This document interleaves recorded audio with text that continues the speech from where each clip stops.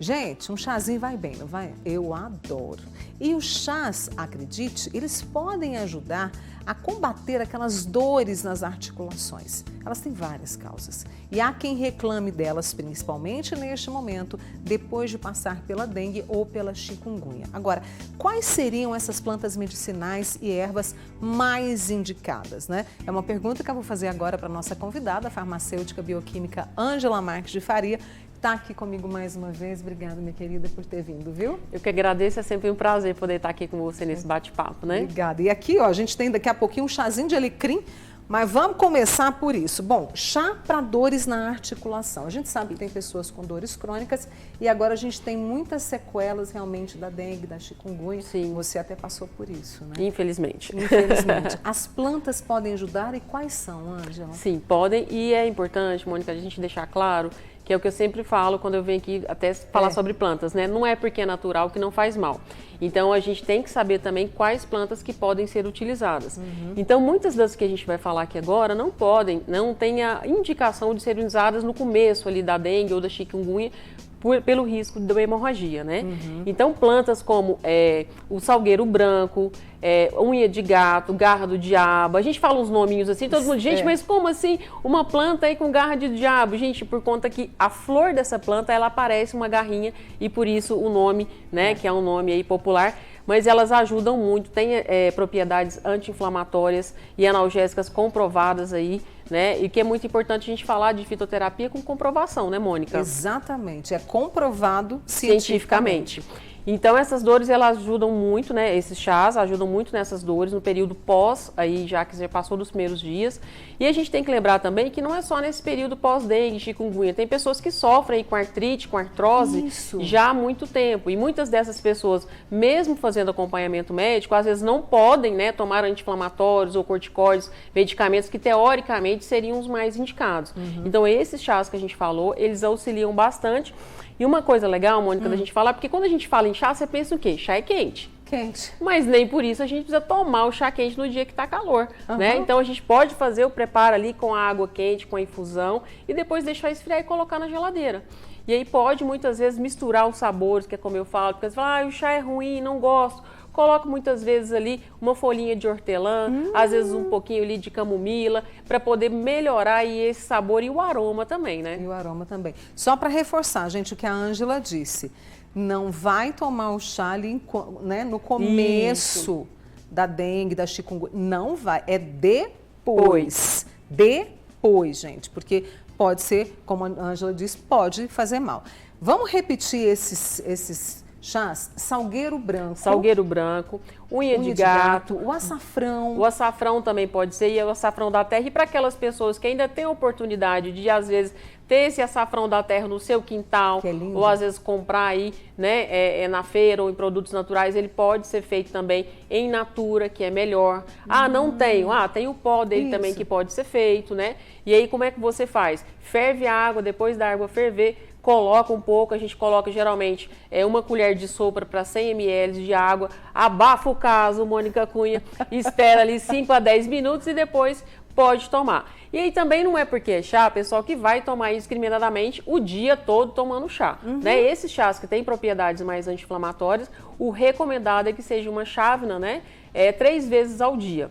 E lembrando sempre que chá, depois de pronto, ele também tem prazo de validade. Então, a gente recomenda no máximo 24 horas para se fazer uso dele. Por quê? Porque essas substâncias ali que fazem essa propriedade anti-inflamatória e analgésica, muitas vezes elas se perdem após 24 horas. Tá, então fez, tomou e não espera muito tempo, não.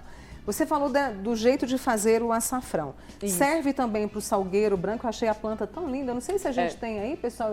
Parece que é o salgueiro. E aí é interessante ver também qual parte da planta. Porque no caso do salgueiro branco é feito com a casca. Então não é uma coisa tão fácil de falar assim, eu tenho no meu quintal em casa. Então não é aí para todo mundo, mas é encontrado em lojas de produtos naturais. E aí muito importante também, Mônica, ver a procedência, né? Aonde que se vai adquirir essas plantas aí para poder fazer o seu chá. O que eu tenho que observar? Olha, se você vai comprar, por exemplo, uma casa de produtos naturais, alguma coisa, observar se não tem fungo, como que está condicionado antes de você comprar, né? Muitas vezes a gente sabe que pode ficar guardado ali durante muito tempo e ao invés de você tomar um chá e achando que ele vai fazer bem, ele pode fazer mal para outras coisas. Aqui a gente está vendo o salgueiro branco, eu achei tão lindo. E aí também ferve a água e jogo as casquinhas lá por 5 minutos. Abafa para poder fazer a extração do princípio ativo. E como a gente falou que esses chás não são indicados durante o período agudo dessas doenças que nós falamos, mas nós temos chás como o hortelã, que pode ser usado, a camomila, porque a gente sabe que esse processo de dor, ele deixa a gente muito nervoso, né, Mônica? Nossa, tira do sério. Então, assim, e são plantas que podem nos fazer aí acalmar um pouco e amenizar também aí esse período que a gente fica muitas vezes acamado, prostrado, sem poder fazer as atividades de trabalho que a gente normalmente faria. Entendi.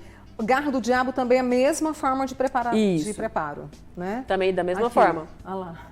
Esse aí parece que é a flor seca, não sei, Ângela. E é interessante porque, assim, todas essas plantas que nós estamos falando, eu trouxe aqui o nome popular, porque fica mais fácil de serem encontradas, mas elas têm realmente essa comprovação científica. E por que eu falei, Mônica, que algumas delas não devem ser, que não são indicadas durante o período agudo da doença? Porque elas têm uma substância que é o ácido salicílico.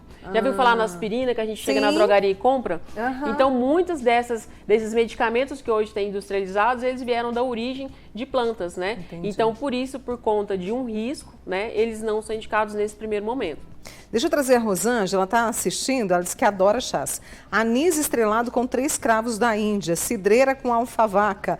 Eu adorei as misturas aqui, cidreira é maravilhoso. E essa combinação que ela trouxe, ela não explicou para que ela usa. Olha, o anis, então, ele é espetacular. Além de ficar um gosto maravilhoso, um cheiro, ele tem propriedade realmente comprovado. O Tamiflu, que muitas vezes aquele medicamento que foi usado na época da influenza, da H1N1, foi extraído a princípio do anis estrelado. Olha que interessante. Tá vendo? Planta é cultura, Mônica Cunha. Planta é conhecimento, gente. E a Lídia do bairro Martins diz que o pai dela tratava a família com as plantinhas do quintal, né? Lá na Rua dos Pereiras, aqui em Uberlândia. Ele dizia que as plantas curam. Sim. Seu Hermes. Marcelinho, urucum, erva cidreira, semente de abóbora. E é muito bacana quando a gente consegue ter a oportunidade, como o seu programa, de resgatar um pouco disso, né? Que é uma cultura popular, mas que ao mesmo tempo, hoje em dia, a gente consegue aliar a cultura popular aí das nossas avós, de tantas mulheres e pessoas do campo que vieram, mas com comprovação científica e saber que dá resultado. Que dá resultado, né? Tomando direitinho com disciplina, você vai ter o resultado. Vou fazer uma pausa com a Ângela, tá? Já volto com ela, porque a gente tem um chazinho de alecrim. Um chá para ajudar as dores nas juntas, né? Para diminuir as dores nas juntas. E há algumas plantas medicinais que são indicadas. E claro, a gente tem que ter cuidado para, né, usar ali com cautela, seguir a recomendação. A Ângela Marques de Faria, nossa convidada hoje, farmacêutica bioquímica, trazendo esses chás. Agora, a gente vai tomar um chazinho de alecrim. Agora, antes da gente falar do alecrim, e quem não gosta de chá? Pensei aqui agora. O que fazer? Temos a solução, Mônica, para aquela pessoa que está com dor na junta, como você disse, está querendo juntar tudo e jogar fora, acalma e muita calma nessa hora. Temos aí, para aquelas pessoas que não gostam do chá, temos muitas dessas plantas na forma de extrato seco que a gente consegue fazer em cápsulas, né? Então, a Boswellia serrada, que é uma planta que tem aí realmente um ativo maravilhoso para essas dores. Eu, pessoalmente, tenho feito uso dela. E todas essas que nós falamos, como salgueiro branco, que vai encontrar com o nome de Salix alba, o garra do diabo, unha de gato, todas elas podem ser feitas na forma de chás, que você encontra em casas de produtos naturais, ou em fórmula de cápsulas, que aí você procura uma farmácia de manipulação da sua confiança para poder fazer aí, que também ela vai ter seu princípio ativo muito mais concentrado. E a gente sabe que também o chá, dependendo da rotina da pessoa, de trabalho, do dia a dia, não é possível na volta do dia. Então ela pode, mesmo para quem gosta de chá, ter as duas opções. Ela pode tomar seu chazinho no período que ela está em casa e manipular aí ou adquirir de alguma forma as suas cápsulas concentradas para levar no seu dia a dia. Como é que é o nome da planta medicinal que você falou, inclusive, está usando? Boswellia serrata. Boswellia serrata. Isso. Excelente, com efeitos realmente comprovados. e eu sou a prova disso Essa também. É a prova disso você está usando, né? Tô e aí, usando. para quem tem artrose, artrite, essas pode dores ser crônicas... usado. E lembrando que todos esses chás que nós falamos aqui, todas as plantas, né? Não é porque é natural que não faz mal. E lembrar sempre que mulheres gestantes e que estão em amamentação sempre são um grupo à parte que merecem aí uma orientação diferenciada. Anícia, eu sabia que essa pergunta vinha. Anícia, eu estava esperando, minha flor. Existe algum chá para aliviar os calores da menopausa? Eu lembro até que a gente falou sobre isso. A gente falou sobre isso, né, num programa lembro. aqui. Então, o danado dos calores aí da menopausa, né, Mônica? Que quase mata a gente. Eu também já entrei nessa, viu, Mônica? Eu não tenho calorão, não. Então, a gente temos aí chás como a amora, o hibiscus também pode ser colocado, né? Então, assim, a camomila, a gente fez até da última vez aqui um blendzinho, né? Nós colocamos aí hortelã, hibisco, amora. Então, todos esses têm indicação e ajudam bastante. E aí, lembrar sempre, né, da mulher, se os exames dela estão em dia, se ela tem procurado o seu ginecologista. Muitas mulheres aí podem fazer reposição hormonal, então tem que ter orientação do seu profissional. E tem aquelas que não podem ou não querem. E os chás também são uma excelente opção. Você sabe que a Lindalva usa muito o chá de amora, toma de manhã com a folha seca, ela faz com a folha seca. Né? Excelente. E aí pode colocar também uma camomila, uma melissa, se tiver a oportunidade de colocar o capim-cidreira junto. Né? Porque o que acontece? Além do tal do calor, né, Mônica, vem uma irritação, que às vezes alguém fala assim, bom dia, você já olha e fala assim, por que você está falando bom dia? É desse tipinho, Ângela, é desse tipinho. Meu Deus, estou no sofá da minha casa. Deixa eu perguntar, outra pergunta antes do meu alecrim, que eu amo. Cirlei Maria. Mônica, pergunta para a Ângela qual chá que aumenta o metabolismo e não sobe a pressão arterial. A gente tem alguma planta medicinal? Olha, nós temos aí algumas combinações, como o gengibre, a canela, o próprio chá verde, né? Mas para pessoas que já fazem uso de medicamentos para hipertensão, que é a pressão alta, aí tem que tomar com um pouco mais de moderação. Mas de uma maneira geral, o chá verde pode ser utilizado aí com uma pitadinha de gengibre que vai dar certo. Aí, porque o chá verde tem um gosto... Sim. Peculiar. Posso colocar camomila? Pode colocar camomila. Eu sou fã incondicional da folhinha do hortelã, porque eu acho que ele dá um toque, ele quebra aí os taninos, que é esse amargo, muitas vezes que tem no chá verde, por exemplo, e ele melhora aí tanto o sabor quanto o aroma do negócio. Por falar em aroma, tem um cheirinho de alecrim aqui no nosso cenário, na nossa casa. Vou servir para você, Ângela. E não é fake, né, Mônica? Não é fake. A gente preparou esse chá de alecrim. Eu, particularmente, gosto demais do chá de alecrim. O alecrim faz bem para quê? O alecrim faz bem para a alma, para o coração, para a circulação, viu, Mônica? Rimou, né, menina? Acabei arrumando uma rima aqui. Mas o alecrim, ele é muito utilizado aí, muito antigamente as pessoas usavam como um calmante, né? Então ele pode ser usado. Ajuda também para aquelas pessoas que têm insônia, que têm arritmia cardíaca por conta do nervosismo, irritabilidade. Então o alecrim, ele é muito parceiro ali do hortelã, porque ele tem várias propriedades aí fitoterápicas, medicinais que podem auxiliar.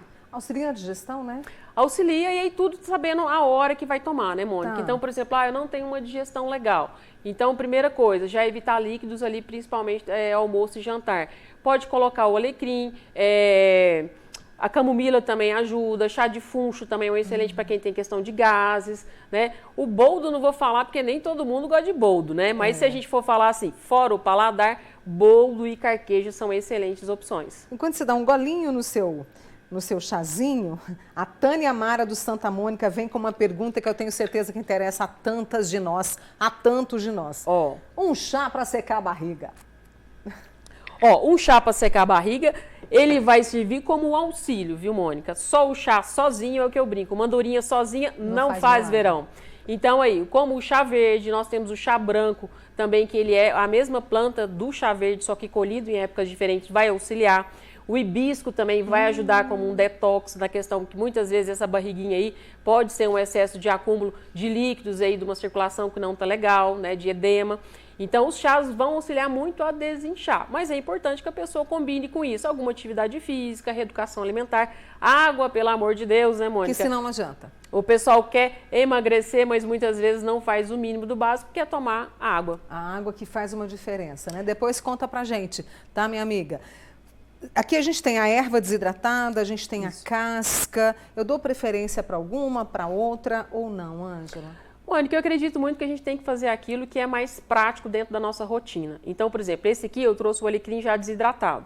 Mas vamos supor que a pessoa é uma amante de fitoterápicos e tem seu vasinho, porque a gente consegue ter um vasinho de alecrim até quem mora em apartamento. Sim. Então eu consigo ir lá pegar um galinho ali e fazer in natura, melhor ainda. Tá, mas muitas pessoas a gente sabe que não tem nem a possibilidade de comprar a planta desidratada, nem muitas vezes pegar o galinho. Compra já um saquinho do chá. Fica né? pronto ali, Então, né? o importante é a gente conseguir adequar a nossa rotina para conseguir colocar os chás, a fitoterapia, assim como os bons hábitos alimentares.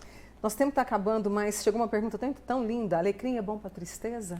Já dizia vários poetas aí, né, Mônica? É bom para tristeza. Selma do Roosevelt, hortelã-pimenta tem o mesmo efeito do comum? Não, ele é um pouquinho diferente porque ele é uma variação da planta, né? O hortelã-pimenta ele é mais utilizado para problemas respiratórios. Então, muitas vezes, algumas marcas de óleos essenciais têm o hortelã-pimenta que ajuda na questão respiratória, né? Mas tanto o hortelã-pimenta como o hortelã comum vão ajudar aí a ter esse efeito um pouco calmante, que melhora a sedação, ter um sono melhor.